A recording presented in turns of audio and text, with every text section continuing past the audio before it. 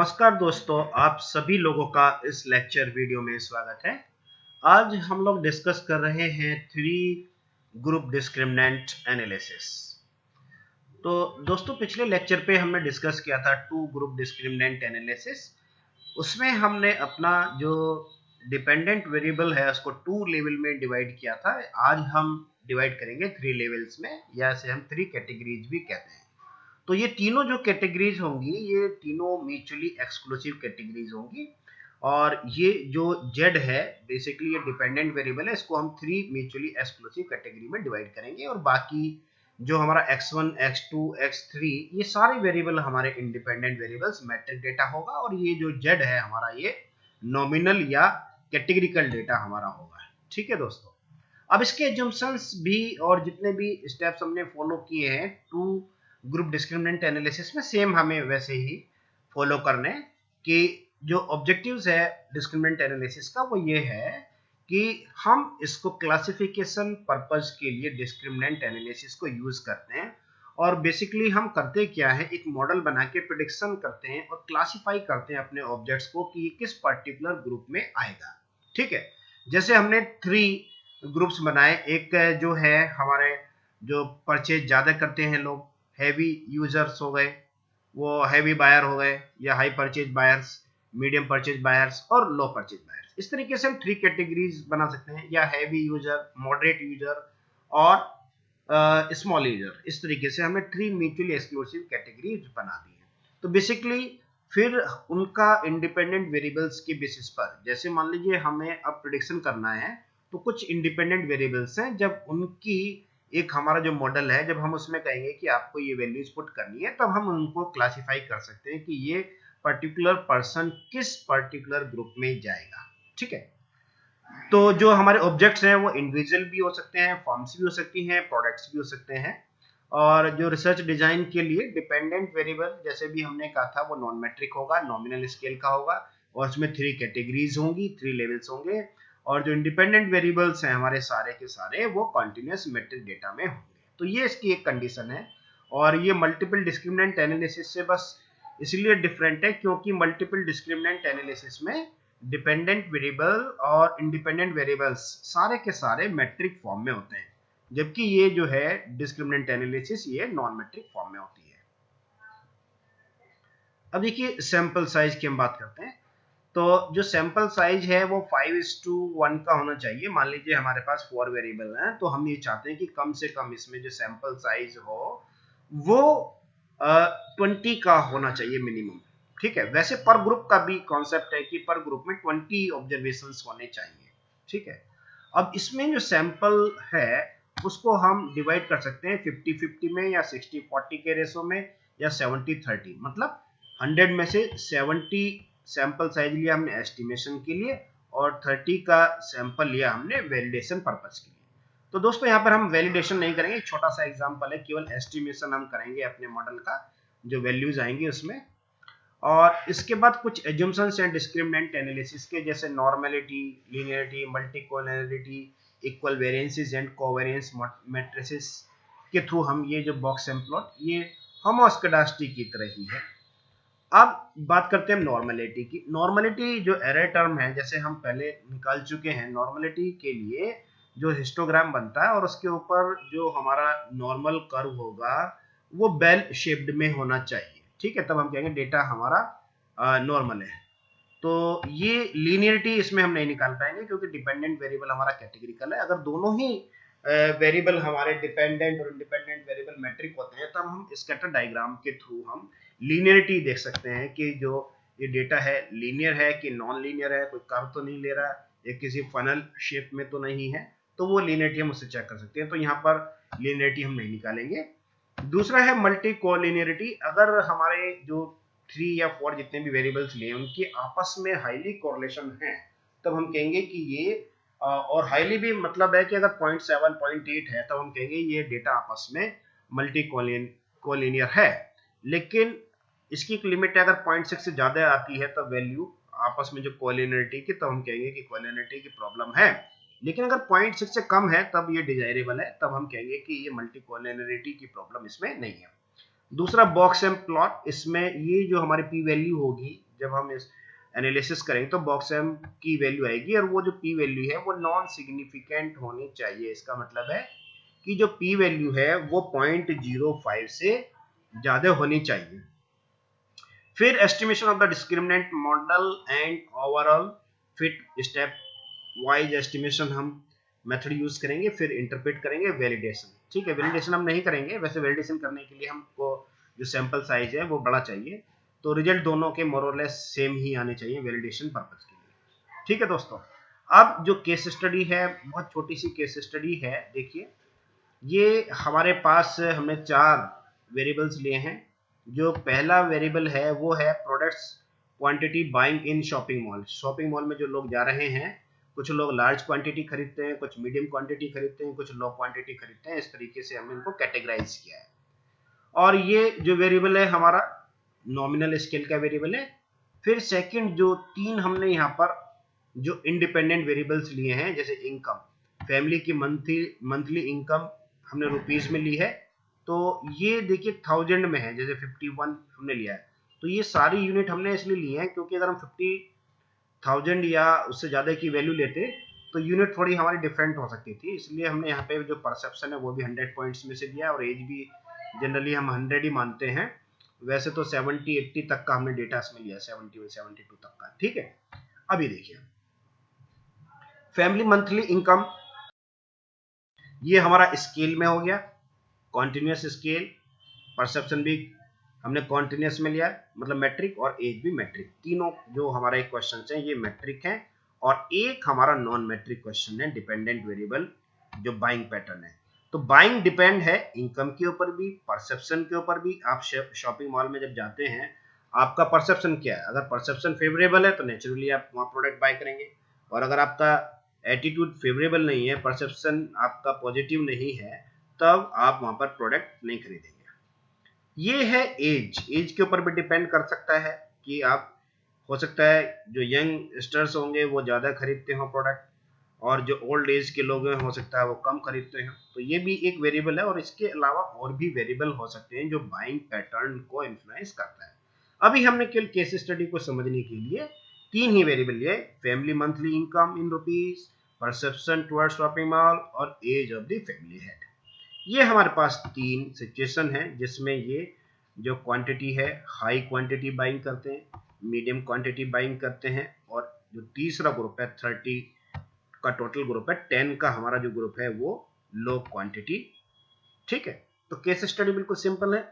अब हमें इसमें बस यही देखना है कि ये जो हमारा बाइंग पैटर्न है किसके ऊपर ज्यादा इन्फ्लुएंस, मतलब इन्फ्लुएंस इनकम करता है, परसेप्शन करता है, या एज करता है बाइंग पैटर्न को, कि ज्यादा बाइंग करनी है, मीडियम बाइंग करनी है, या स्मॉल बाइंग करनी है, कम बाइंग करनी है। ठीक है, अब देखिए ये जो है हम आते हैं क्लासीफाई पे। क्लासीफाई के बाद डिस्क्रिमिनेंट एनालिसिस, और इसको हम पहले रिसेट कर दें। देखिए ये प्रोडक्ट्स की जो क्वांटिटी है, इसकी जो वैल्यू है ये 1 मिनिमम, और 3 हमने दी थी जो स्मॉल यूजर है, जो कम या लो क्वांटिटी खरीदते हैं उनके लिए।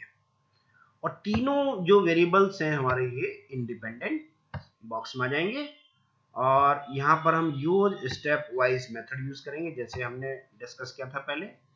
हमें मीन्स चाहिए, यूनिवेरिएट एनोवा चाहिए ग्रुप डिफरेंसेस को जानने के लिए, बॉक्सम प्लॉट चाहिए वेरिएंस कोवेरिएंस मैट्रिसेस को चेक करने के लिए, और ये फिशर्स एंड अनस्टैंडर्ड फॉर्म में हमें फंक्शन कोएफिशिएंट चाहिए, और मैट्रिक्स जो है हम केवल ग्रुप कोरिलेशन मॉडल ले रहे हैं। ठीक है, और ये हमने इसको कंटिन्यू किया। कंटिन्यू करने के बाद क्लासेस और ग्रुप इक्वल, क्योंकि 30 का हमें तीनों 10-10 के लिए हैं तो इसमें कोई चेंज करने की आवश्यकता नहीं है। केस वाइज रिजल्ट हम चाहते हैं जिससे इंटरप्रिटेशन कर सकें, समरी टेबल भी हम चाहते हैं फाइंड आउट करें, और ये कंटिन्यू। ठीक है, इसके बाद शेव हम कर सकते हैं इसमें प्रेडिक्टेड ग्रुप मेंबरशिप और डिस्क्रिमिनेंट स्कोर। ये दो चीजें हमें, प्रेडिक्टेड ग्रुप और डिस्क्रिमिनेंट स्कोर चाहिए हमें हर एक इंडिविजुअल बायर का। और इसके बाद हमने देखिए ये ओके कर दिया। अब वन बाय वन हम पहले इनको समझेंगे। देखिए हमारे पास जो सबसे पहली टेबल आई है ये है एनालिसिस केस प्रोसेसिंग समरी इसमें 30 ही हमारे पास रेस्पोंडेंट है, 30 के 30 100% हमने डेटा लिया। दूसरा देखिए ग्रुप स्टैटिस्टिक्स में जो लार्ज क्वांटिटी खरीदते हैं उन्होंने फैमिली मंथली इनकम उनका जो था 59.8, परसेप्शन टुवर्ड शॉपिंग मॉल 76 और age of the family head थी 46 और ये स्टैंडर्ड डेविएशन है और ये इनकी वैल्यू है। अब ये लार्ज क्वांटिटी जो है क्या ये इससे मीडियम क्वांटिटी से डिफरेंट कर रहा है और लो क्वांटिटी से? तो ये एनोवा टेबल के थ्रू जब हम मोर देन 2 कैटेगरीज को कंपेयर करते हैं तो एनोवा लगाते हैं और जब दो ग्रुप को कंपेयर करते हैं तब इंडिपेंडेंटली टेस्ट। तो यहाँ पर हम एनोवा की टेबल देखिए ये आ गई। तो ये 59, 49 और 38 क्या ये सिग्निफिकेंट डिफरेंस है? तो ये हमें यहाँ पर देखिए ये जो पी वैल्यू है ये बता रही है कि सिग्निफिकेंट डिफरेंस है फैमिली मंथली इनकम में। ठीक है, अब सेकंड जो है हमारा वेरिएबल है इसमें परसेप्शन टुवर्ड शॉपिंग मॉल। ठीक है, इसमें जो परसेप्शन है 76.2, 51 और 53, तो क्या ये सिग्निफिकेंट है? यस, ये भी सिग्निफिकेंट डिफरेंस है। थर्ड वेरिएबल जो है age of the family head 46, 57 और 64, देखिए एज में कोई डिफरेंस है तो यहाँ पर कहेंगे यस सिग्निफिकेंट डिफरेंस है। इसका मतलब तीनों के तीनों जो वेरिएबल्स हमने लिए हैं वो सिग्निफिकेंटली कंट्रीब्यूट कर रहे हैं।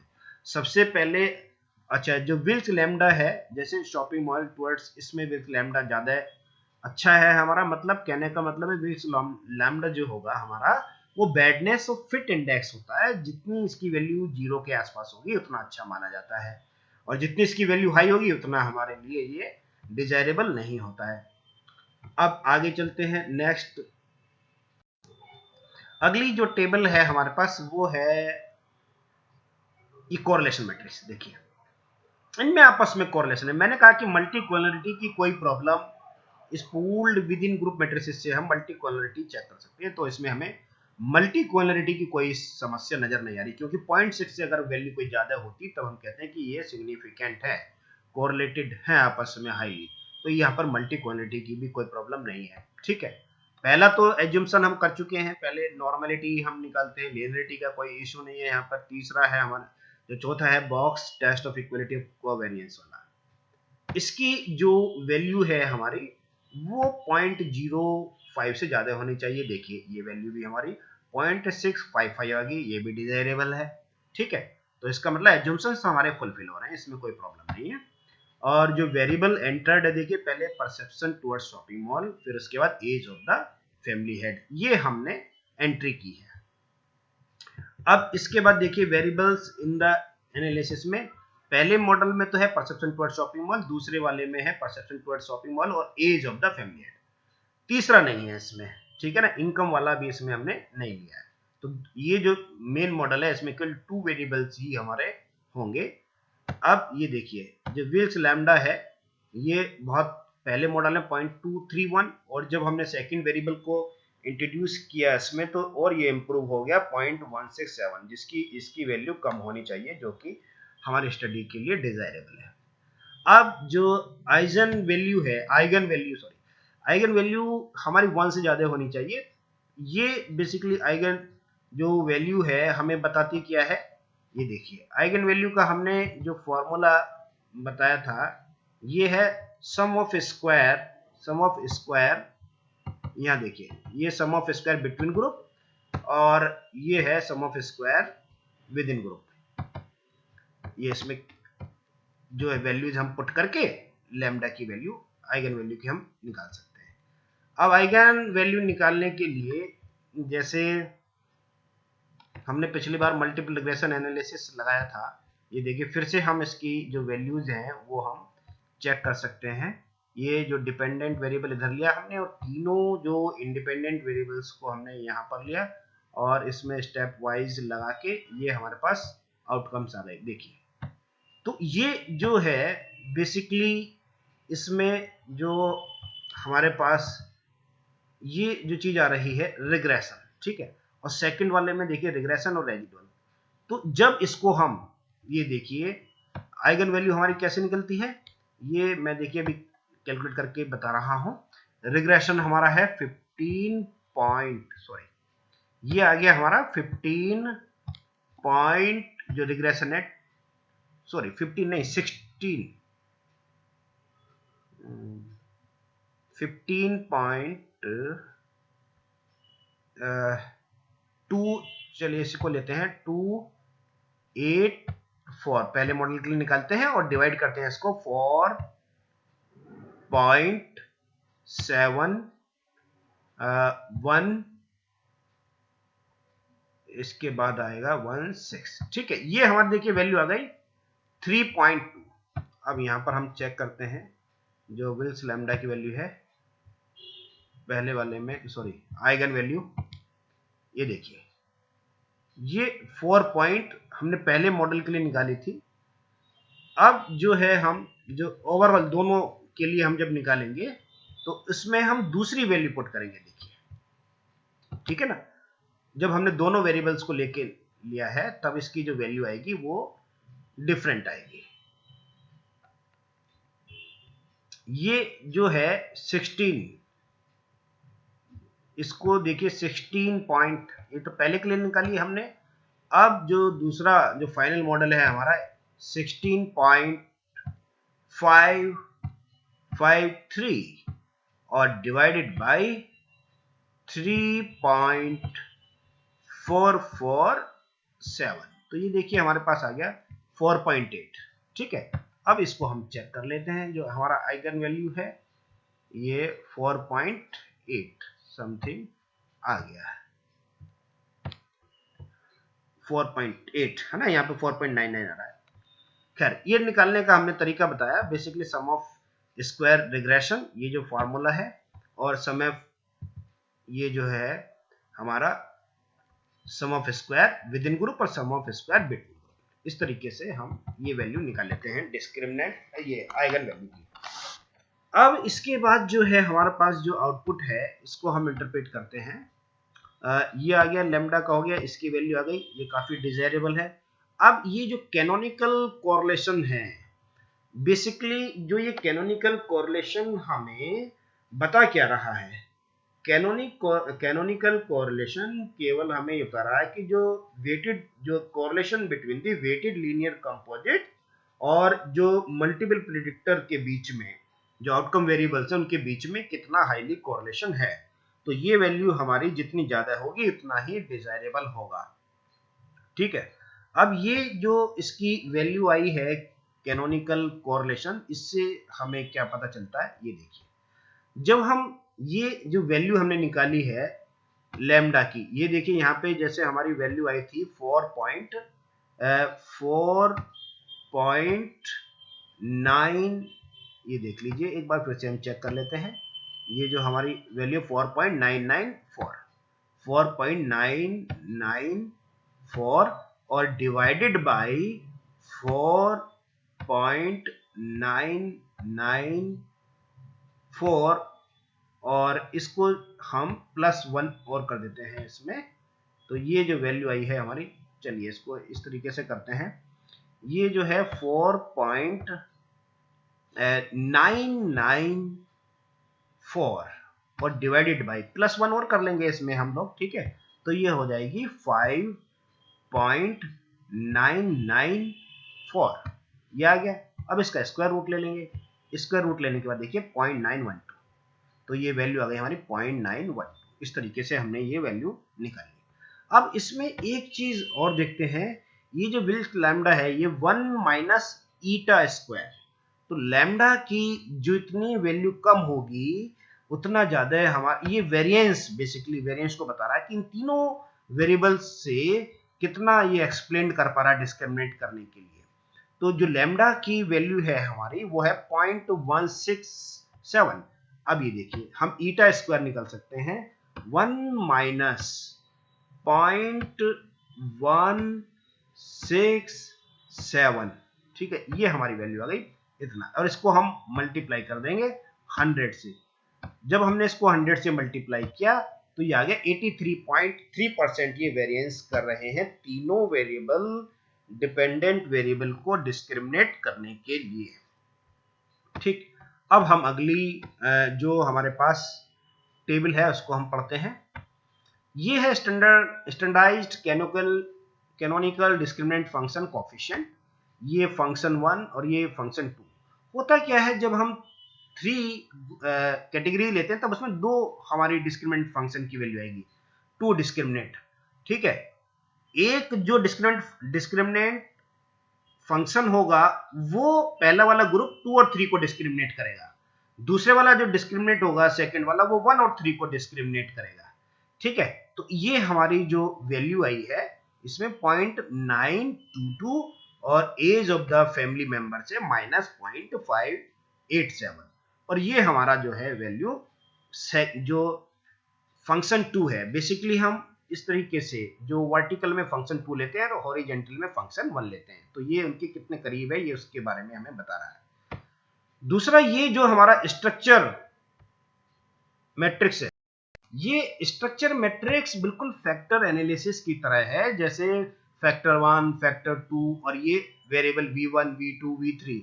ये बेसिकली ये correlation between the variable v1 and ये डिस्क्रिमिनेंट फंक्शन 1, ये बेसिकली कोरिलेशन बता रहा है इनके बीच में। ये जो दोनों हैं ये 1 को हाईली कोरिलेटेड कर रहे हैं, और ये वाला जो थर्ड वेरिएबल है वो सेकंड फंक्शन को ज्यादा कोरिलेटेड कर रहा है, उसके ज्यादा नजदीक है।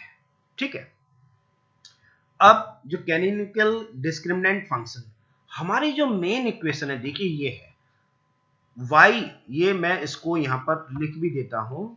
जो मेन इक्वेशन है देखिए, हमारा जो मेन मॉडल आया है वो है मेन मॉडल पॉइंट, देखिए मैं इसको लिखता हूं यहां पर, ये इसको यहां पर देखिए z इक्वल टू है ना, z इक्वल टू -0.833, फिर है -0.072 इंटू में एज कर देता हूं इसको, ये आ गया एज है ना, और फिर इसके साथ है प्लस ये आ गया है 0.091 इंटू ये है हमारा परसेप्शन, ये परसेप्शन आ गया। ठीक है, ये मेन हमारा मॉडल आ गया डिस्क्रिमिनेंट फंक्शन 1 के लिए, और सेकंड के लिए ये आ गया, लेकिन हम इसी से इंटरप्रिटेशन करेंगे। अब ये जो वैल्यूज आई हैं, जैसे ये ग्रुप सेंट्रोइड की बात हम करें तो ये देखिए, ये जो ग्रुप सेंट्रोइड है, ये जो वैल्यू है हमारी ये 2.710, ये कैसे आई और ये कैसे आई और ये कैसे आई, ये हम अभी एक्सेल शीट पर निकाल कर करते हैं इसको। देखिए पहले तो सेंट्रोइड, ये जिसकी अभी हम बात कर रहे थे, ये जो वैल्यूज हैं ये हमारे पास कैसा है 2.710 -0.244, ये डिस्क्रिमिनेंट स्कोर जो 1 है इनका एवरेज है बेसिकली। सेंट्रोइड का मतलब जो 10 लोग हैं, ये मीडियम वाले जो 10 लोग हैं जो लो क्वांटिटी खरीदते हैं उनका। अब ये देखिए ये हम कैसे लाते हैं, एक बार इसको सीखने की कोशिश करेंगे। ये हमारे पास 10 वेरिएबल्स की वैल्यू है, इसको हमने कॉपी किया, इनका हमें बेसिकली करना क्या है, मीन निकालना है। ये देखिए ये 10 जो है हमारे पास, इनके हमारे पास वैल्यू आ गई, और वैल्यू आने के बाद देखिए ये जो है इसमें हम जो है इनका जो एवरेज है वो निकालेंगे। एवरेज के लिए फॉर्मूला और ऑटो रन एवरेज, ये आ गया 2.709। ये देखिए क्या ये 2.709 आ रहा है, 2.709 मतलब लगभग वही है। अब दूसरा है -0.24। ठीक है, अब इसको देखिए, जो सेकंड वाले हैं 10 लोग जो हमारे रेस्पोंडेंट है उनका जो मीन आ रहा है उसको भी हम निकालेंगे अभी एक्सेल से। ये देखिए ये हमने इनको इस तरीके से रखा और इसको पेस्ट किया, पेस्ट करने के बाद इनको हमने सबको इनका एवरेज निकाला, तो एवरेज आ गया -0.244। ये देखिए ये जो वैल्यू है हमारी ये -0.244, और तीसरे का है -2.466, इसको भी हम निकालते हैं। इसके लिए देखिए हमारे पास जो तीसरा ग्रुप है जो कम परचेज करता है, लो क्वांटिटी वाले जो लोग हैं, शॉपिंग वाले कम खरीदते हैं, उनका 10 लोगों का डिस्क्रिमिनेंट 1 का हमने स्कोर लिया, और इसको भी हमने देखा कि इनका जो एवरेज आ रहा है वो कितना है, इसको भी हमने यहाँ पर एक्सेल के थ्रू निकाल लिया और इनका जो एवरेज आएगा ये देखिए, ये इसका एवरेज आया हमारे पास -2.46। ये देखिए, क्या ये सही है? -2.46। ठीक है। अब देखिए, अब सबसे बड़ी बात ये है, जैसे डिस्क्रिमिनेंट ये हमारा मॉडल है, हम किसी भी पर्टिकुलर एज की वैल्यू रख दें, मान लीजिए कोई भी केस नंबर 30 केस है, तो 30 में 25 का हम वैल्यू रख देंगे तो हमारे पास उसका स्कोर आ जाएगा और हम बता देंगे कि ये किस ग्रुप में जाएगा। ये हैवी क्वांटिटी खरीदता है शॉपिंग मॉल में, या मीडियम क्वांटिटी खरीदता है, या लो क्वांटिटी खरीदता है। इस तरीके से हम लोग प्रेडिक्ट कर सकते हैं एज के बेसिस पर और उसका परसेप्शन का स्कोर क्या है। अब दोस्तों, कौन जो पर्टिकुलर स्कोर आते हैं, ये देखिए, जैसे इसमें तो 30% 33% जो है प्रायोरिटी है वो हमने पहले से लिया है 10-10 का। और क्लासिफिकेशन फंक्शन, ये हमारे पास जो है लार्ज क्वांटिटी, मीडियम क्वांटिटी और लो क्वांटिटी का जो कंट्रीब्यूशन है वो आ गया हमारे पास। अब ये जो केसेस हैं, जैसे ये 1 और 1, चूंकि इसकी वैल्यू कितनी है 2.06, तो ठीक है, ये इसमें आना चाहिए। लेकिन दोस्तों, उसको समझने के लिए कि किस पर्टिकुलर स्कोर के लोगों को ग्रुप 1 में आना चाहिए, किनको ग्रुप 2 में आना चाहिए, किसको ग्रुप 3 में आना चाहिए, ये हम कैसे डिसाइड करेंगे। तो ये थोड़ी सी चीजें समझने की है, ये मैंने कोशिश की है। देखिए इसको, जैसे हमने यहाँ पर एक स्कोर लिया, ठीक है, और मैं अभी देखिए इसको मैं 3 ग्रुप में डिवाइड कर रहा हूँ, और जो तीसरा ग्रुप है मेरा वो है, इनमें तीनों में मैं दोनों में वैल्यू रखूंगा, ठीक है। हमारे पास जो स्कोर आया, इसको मैं यहाँ लिख देता हूँ, इसको लिखता हूँ मैं ग्रुप GROUP, ग्रुप 3rd। यहाँ मैंने लिखा है ग्रुप GROUP 2nd, और इसके बाद जो ग्रुप है तीसरा वो 1st है, इसको मैंने यहाँ पर लिखा GROUP 1, ग्रुप 1, ठीक है। अब हमें ये मैंने ग्रुप इसलिए बनाया है क्योंकि कोई भी जब इस इक्वेशन में जब हम वैल्यू पुट करेंगे तो उसके बाद हम ये व्यक्ति पर्टिकुलर जिसका स्कोर एज और परसेप्शन का लिया है वो ग्रुप 1 में जाएगा, 2 में जाएगा या 3 में जाएगा, ठीक है ना। हम ये कैसे प्रेडिक्शन करें? तो ये जो वैल्यू आई है हमारे पास, देखिए दोस्तों, ये अभी जो हमने सेंट्रोइड की वैल्यू निकाली थी ये है 2.710। देखिए इनका मीन निकाल लेते हैं दोनों का। ये है हमारे पास जो पहला लार्ज क्वांटिटी 1 ग्रुप रखा हमने, और मीडियम क्वांटिटी, दोनों का पहले हम मीन निकालेंगे। 2.710 प्लस माइनस 0.244, ये हमारा आ गया। इसका हमने मीन निकाला, डिवाइड बाय 2 से किया, तो ये स्कोर आ गया हमारे पास 1.233। तो यहां पर हमने लिख लिया 1.233, ठीक है। और जो है इसके बाद देखिए हमने क्या किया, ये 1.33 हमारा आ गया इस ग्रुप के लिए। ग्रुप मतलब कहने का कि जिनका स्कोर इस 1.233 से ज्यादा होगा वो हमारे ग्रुप 1 में आएंगे, ये देखिए, ठीक है। इसके बाद जो है हमने जो मीन स्कोर निकाला है ये हम निकालते हैं, सॉरी, ये आ गया हमारे पास -0.2, ये सेकंड और थर्ड निकाला है 0.244। ये देखिए ये हमने निकाला है -0.244 और -2.466 डिवाइडेड बाय 2,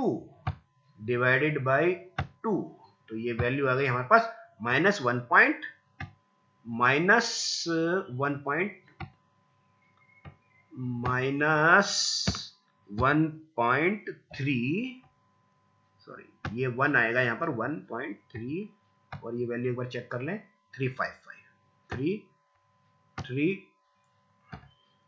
55। तो दोस्तों अब ये देखिए जिनकी वैल्यू -1.355 से कम होगी, जैसे -1.58 -2.3, मतलब -1.355 से कम होगी, वो सारे के सारे लोग जिनकी डिस्क्रिमिनेंट फंक्शन की वैल्यू -1.1355 से कम होगी वो ग्रुप 3 में आएंगे। जिनकी वैल्यू -1.355 से 1.233 के बीच में आएगी वो ग्रुप 2 में होंगे, और जिनकी वैल्यू 1.233 से ज्यादा आएगी वो ग्रुप 1 में आएंगे। अब इसको वैलिडेट कर लेते हैं कि क्या ये सही है हमारा जो रिजल्ट हमने निकाला है। ये देखिए, ये हमारा जो है केस वाइज हम जो केस वाइज स्टैटिस्टिक्स हम देख रहे हैं। केस वाइज स्टैटिस्टिक्स में देखिए एक्चुअल ग्रुप ये 1 है और प्रेडिक्टेड भी इसने 1 किया है, तो इसकी जो वैल्यू कितनी है 2.067।